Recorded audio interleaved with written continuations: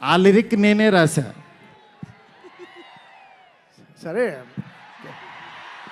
ఇది నువ్వు దయ్యాన్ని పంపించేవే, అది వాడిన మైక్ ఇది. ఓ మంచిదే కదా డార్లింగ్, ఆ దెయ్యం వల్లే 4 డబ్బులు వస్తున్నాయి ఇప్పుడు. అంటే బస్ స్టాప్ నుంచి ఈరోజు ఎయిర్పోర్ట్ దాకా వచ్చావు, ఎయిర్పోర్ట్ వచ్చేసాను అంతే. ఫ్లైట్ ఎక్కడమే ఆలస్యం. ఫ్లైట్ ఎక్కి తిరిగేసి కూడా వచ్చేసాను. సక్సెస్ ఫ్లైట్ ఎక్కిస్తున్నావా లేదా మమ్మల్ని? అది నీ చేతుల్లోనే ఉంది, నువ్వే కొడుతున్నావు అక్కడ. నా పని అయిపోయింది. నువ్వు ఎంత బాగా కొడితే. డార్లింగ్ చూడండి డార్లింగ్, అసలు ఫస్ట్ రోజు నుంచి ఈ మాట మీదే ఉన్నాడు. సరే మాట్లాడు, చెప్పు డార్లింగ్. నీ వెనక్కే నేను. చాలా మాట్లాడాలనుంది, చాలా చెప్పాలనుంది, కాకపోతే అన్నీ చెప్పు డార్లింగ్. నేను వెయిట్ చేస్తా. నీకు చాలా కామెడీగా ఉంది డార్లింగ్. మన అంతే కదా darling. Anyway thank you so much. First of all రెబల్స్కి చాలా చాలా థ్యాంక్స్. ఎందుకంటే నేను తీసిన సినిమాని బిగినింగ్ నుంచి నన్ను ఎంకరేజ్ చేస్తూ ఇంత దూరం తీసుకొచ్చారు. అసలు ఈ సినిమా, ఈ మూమెంటు, ఈ ఈవెంటు ఇక్కడికి వస్తాను అని అనుకున్నానంటే కారణం ఇద్దరే. ఒకళ్ళు నా కింగ్ సైజ్ కట్అవుటు రెబల్ స్టార్, అట్లాగే ఈ సినిమాని మేమెంత ప్రేమించినా సరే వెనకడుగు వేయకుండా మమ్మల్ని నడిపించిన వ్యక్తి విశ్వ సార్. మీకు ఎప్పటికీ రుణపడి ఉంటాను సార్. ఎందుకనంటే ఆయన లైఫ్ పెట్టేశారు ఈ సినిమాకి. పీపుల్స్ మీడియా మొత్తం, పీపుల్స్ మీడియా స్టాఫ్ కానీ, పీపుల్స్ మీడియాలో పనిచేసే ప్రతి ఒక్కళ్ళు కానీ, మనం ఈరోజు ఏదో ఇది నేను చెప్తున్నాను, ఒక సాదా సీదా ఒక ఫంక్షన్ కాదు ఇది. దీని వెనకాల చాలా చాలా కష్టం ఉంది, అంత ఈజీ కాదు.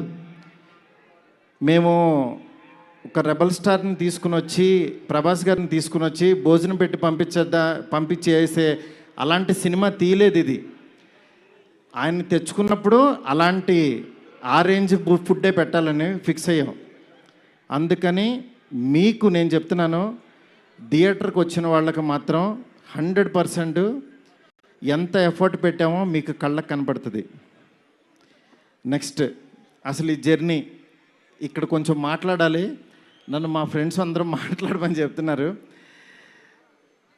అంటే కథల్లోనూ, చరిత్రలోనూ, పుస్తకాల్లోనూ వింటూ ఉంటాం, ఆ దేవుడు అలా కిందకి దిగొచ్చాడు, కనకదుర్గమ్మ ఒక రిక్షావాడు కోసం కిందకు వచ్చింది, ఇట్లా వింటూ ఉంటాం, ఆ పుస్తకాల్లో చదువుతూ ఉంటాం. నా రియల్ లైఫ్లో ఆదిపురుష జరుగుతున్నప్పుడు బాంబే నుంచి కాల్ వచ్చింది. ఆయన రాముడు గెటప్లో ఉన్నప్పుడు ఈ మారుతి వెళ్ళాడు ఆయన దగ్గరికి. వెళ్ళిన తర్వాత అలా మా పరిచయం స్టార్ట్ అయింది. ఆయన ఆ రోజు బాగా నవ్వించానని అనుకున్నాను. కానీ ఆయన అంటే ఆయనకు అసలు అవసరం లేదు. ఎందుకంటే బాహుబలి హీరో. కాశ్మీర్ వెళ్ళినా, ఆఫ్రికా వెళ్ళినా, ఇంకెక్కడికో మసైబారా అని ఏదో మారుమూల గ్రామం సౌత్ ఆఫ్రికాలో ఎక్కడో వెళ్ళాం. వెళ్తే నేను ఫిల్మ్ డైరెక్టర్ని అన్నా. అవునా అన్నాడు, పైనుంచి కింద చూశాడు. నా హీరో ఎవరో తెలుసా అన్నా. అంటే ఎవరని అన్నాడు. ప్రభాస్ అన్న. ఓ బాహుబలి హీరోనా అన్నాడు. అంటే మసైబారాలో ఒక వేరే జాతి వాళ్ళకు కూడా తెలిసిపోయారు ఆయన. నిజంగా రాజమౌళి గారికి ప్రతి డైరెక్టరు చాలా చాలా చాలా రుణపడి ఉన్నాం. ఎందుకనంటే ఇవాళ పాన్ ఇండియా అని అందరూ కాల్ రేస్కి తిరుగుతున్నాం, కానీ ఒక వ్యక్తి లైఫ్ పెట్టేసి ఒక మీడియం రేంజ్ హీరోని ఒక పాన్ ఇండియాకి పరిచయం చేసి ప్రపంచానికి ఈరోజు ఒక పెద్ద కటౌట్ని నిలబెట్టారు ఆయన. నిజంగా మనం ఒక తెలుగు ఇండస్ట్రీకి ఈరోజు ఒక స్వర్ణయుగం లాంటిది. ఒక సుకుమార్ గారు, ఒక సందీప్ రెడ్డి వంగ, ఒక ప్రభాస్ గారు, అల్లు అర్జును, ఇట్లా అసలు ఎంతమంది ఎన్టీఆర్ గారు, ఇట్లా రామ్ చరణ్, ఇట్లా ఎంతమంది స్టార్స్ తయారవుతున్నారు. నాలాంటి ఒక మిడ్ రేంజ్ సినిమాలు ఒక 11 సినిమాలు చేశాను. నా రేంజ్లో నేను చేసుకుంటూ వెళ్ళిపోతున్నా. అలాంటి వాడిని కూడా నువ్వు ఇక్కడ కాదురా బాబు, నువ్వు రెబల్ యూనివర్సిటీలో జాయిన్ అవ్వు, నువ్వు పెద్దోడవు అని ఆ వ్యక్తి తీసుకొచ్చి నన్ను ఇక్కడ నుంచోబెట్టారు. ఈరోజు నిలబడి మాట్లాడుతున్నా. నేను రాశాను, నేను తీశాను, కానీ నా వెనకాల ఉన్న శక్తి మామూలు శక్తి కాదు. అది ఆయన యాక్టింగ్ చేసి వెళ్ళిపోవటం కాదు, ఆయన లైఫ్ పెట్టేశారు. అది నన్ను అంటే ఆయన సినిమా పట్ల ఉన్న భక్తి, సినిమా పట్ల ఉన్న ప్యాషను, సినిమా ఆయన ఏకమైపోయిన తీరుకి అది మాటల్లో చెప్తే చాలా తక్కువైపోద్ది. నేను ఏదో కావాలని ఇట్లా పొగుడుతున్నట్టే ఇదని కాదు. ఆయన వేరే, ఆయన సినిమాతో ఏకమైపోయారు. మీ అందరు మనసుల్లో ఉన్నారు. ఆయన ఆ ప్రతిరూపం ఇవాళ మన ఎదురుగుండా కూర్చుంది అంతే.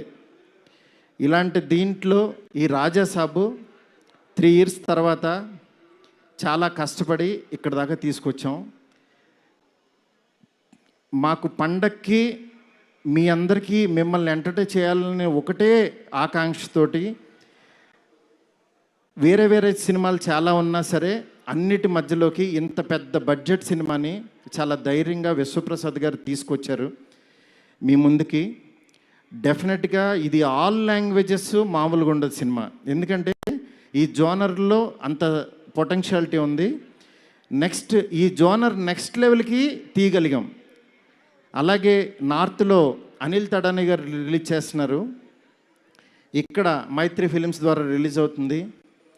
ఈ సినిమా నేను చెప్తున్నాను, ఏదో నేను తీశానని కాదు, నేను ఒక ఆడియన్ లాగానే చూస్తా. ఎప్పుడైనా సినిమా తీసాను నా పని అయిపోయిందని బయటకు చూస్తా, కానీ ఈ సినిమాని యాజ్ ఏ ఆడియన్గా రోజు నేను తీసిన సినిమా వేరు, తర్వాత ఆర్ఆర్ చేస్తున్నప్పుడు చూస్తున్నాను ఒక్కొక్క రీలు. నిజంగా నేను తీసిన సినిమాకి నాకే కన్నీళ్ళు వచ్చినాయి. ఆయన పెర్ఫార్మెన్స్ చూసి ఫస్ట్ రీల్లోనే నేనే కూర్చుని ఏడ్చా. ఆయనకి మనోడు అలెక్సా లైట్స్ ఆఫ్ అని అంటాడు, అన్న తర్వాత నేను ఏడుస్తున్న సంగతి ఎవరికి తెలీదు. నిజంగా అంత గొప్ప పెర్ఫార్మెన్స్ని ఈ సినిమా కోసం ప్రాణం పెట్టిన ప్రభాస్ గారికి ఎంతైనా రుణపడి ఉంటాను. డార్లింగ్, మాటల్లో చెప్పలేను డార్లింగ్, నాకు ఏడుపు వస్తుంది డార్లింగ్ మిమ్మల్ని చూస్తే.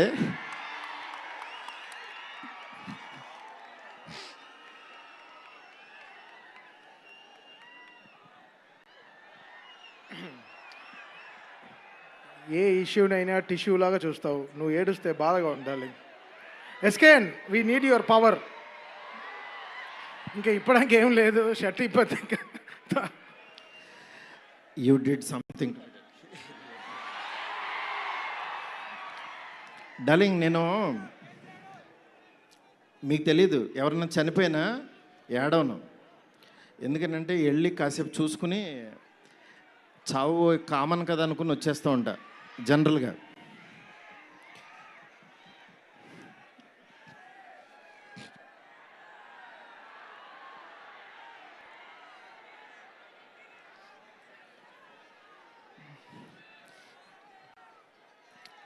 ఓకే, సారీ డార్లింగ్, ఎందుకంటే ఇది ఉండిపోయింది లోపల, ఇదంతా నా స్ట్రెస్.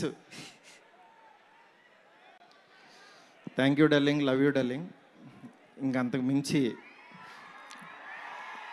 చెప్పలేను. అలాగే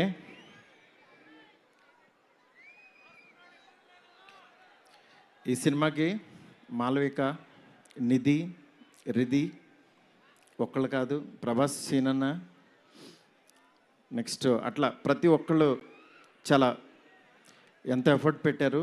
థ్యాంక్ యూ సో మచ్. మీరు ఎదురుగుండా ఉంటే నా వల్ల కాదు.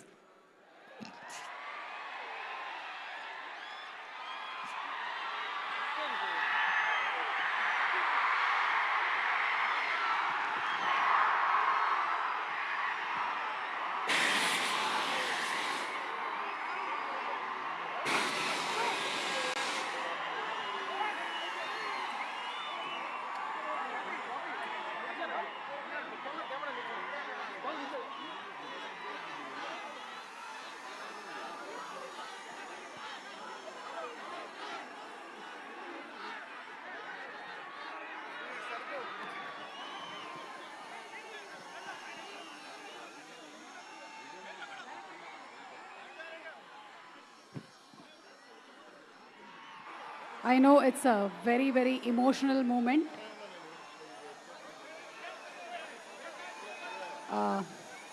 Maruti garu, almost 3 years of journey, 3 years of friendship, 3 years of love. 3 సంవత్సరాలు కష్టం బయటకు వచ్చింది.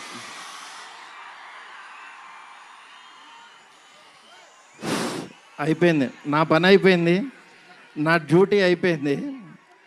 నేను చెప్తున్నాను, సినిమా చూడండి అంతే. సినిమా చూడండి. సినిమాలో మిమ్మల్ని ఎక్కడన్నా 1% డిస్సాటిస్ఫాక్షన్ చేసినా నా ఇంటి అడ్రస్ పెడతా, రండి.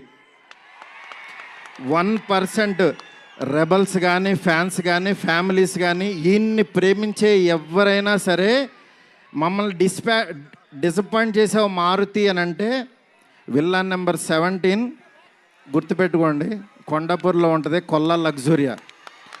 అక్కడికి రండి. ఇన్ని రోజులు మట్టి నేను ఈయన ఫోటోని ఇట్లా చూపిస్తూ ఉన్నాను కదా, ఇప్పుడు ఈయన్నే చూపిస్తున్నా. Vishwa sir, please come sir. People media factory అధినేత టీజీ విశ్వప్రసాద్ గారికి గట్టిగా చప్పట్లతో ఆహ్వానం పలుకుదాము. Raja Saab he's the producer. Man, he's the man. మీరు చూస్తున్నారు ఈయన ఎంత ఎఫర్ట్ పెట్టారు. Thank you so much, thank you so much. And sorry, మిమ్మల్ని నవ్వించాలని అనుకున్నాను, నేను ఏడ్చాను ఇక్కడ. ఫస్ట్ టైము నేను సినిమా అంతా నవ్వించలేడు డార్లింగ్. నేను ఎప్పుడు ఫస్ట్ సినిమా తీసినప్పుడు కూడా ఆడవలేదు, కానీ ఈ సినిమా మాత్రం thank you darling, love you darling. అలాగే నాకు సపోర్ట్ చేసిన నా ఫ్యామిలీ, నా వైఫ్ స్పందన, అలాగే నా పిల్లలు హియా, కేదార్, నీత, నెక్స్ట్ నా డైరెక్షన్ డిపార్ట్మెంట్, నా సైనికులు చచ్చిపోయారు ఒక్కొక్కళ్ళు. నేను అందరినీ సక్సెస్ మీట్లో ఒక్కొక్కళ్ళని పరిచయం చేస్తా. ఇక్కడ పనిచేసిన డిఓపి కానీ, ఆర్ట్ కానీ, ప్రతి ఒక్కళ్ళకి పేరు పేరున చాలా థ్యాంక్స్. ఎవరన్నా మర్చిపోతే క్షమించండి, నాకు ఇప్పుడు మాటలు రావు. Thank you so much. Thank you సుమ్ గారు. Thank you so much Maruthi గారు. అండ్ జస్ట్ ఒక్కసారి అందరినీ ఒక్కసారి జస్ట్ ఒకటే ఒక్క కోరిక మాది ఏంటంటే, జస్ట్ ప్రభాస్ గారు ఒక్క 2 నిమిషాలు సోలోగా స్టేజ్ మీద నించోవాలి అని. ఓకే, ఒక్క 2 నిమిషాలు జస్ట్ ప్రభాస్ గారు. ఎస్, విశ్వ గారు మాట్లాడే ముందు ప్రభాస్ గారిని ఒక్కళ్ళనే ఒక్కసారి ఇక్కడికి వచ్చి జస్ట్ అది